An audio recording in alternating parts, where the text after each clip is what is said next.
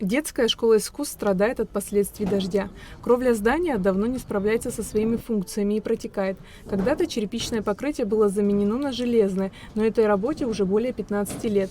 Где-то железо проржавело и пропускает. Сегодня провели осмотр кровли. Обнаружили, что кровля находится в аварийном состоянии, требуется капитальный ремонт его. На сегодняшний день наши сотрудники приступили к точному ремонту кровельного покрытия. На кровле имеются большие протечки в области примыкания фальцевой кровли к стенам, примыкания к вент-шахтам.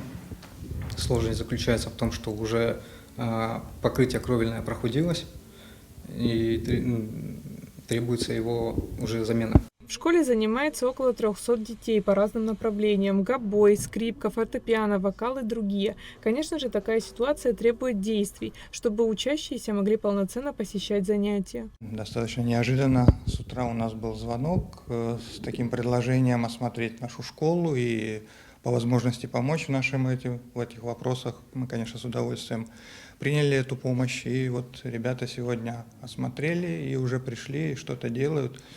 Это, конечно, точечное сейчас решение по самым проблемным местам. Крыша требует, в общем-то, полностью замены, но даже и эта работа большой нам пользу принесет большую.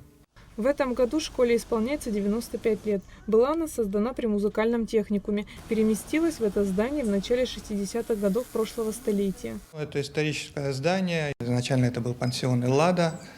Где-то он был построен примерно в 905-907 годах. Потом здесь много было разных учреждений, тут был и педагогический техникум, тут был институт повышения квалификации.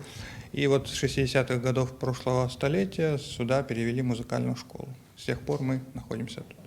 Ремонтные работы ведутся по договоренности администрации города Сухум со строительной организацией «Горстройпроект» из Санкт-Петербурга. Аэлита Арутюнян, Ахрамичпа, Абхазское телевидение.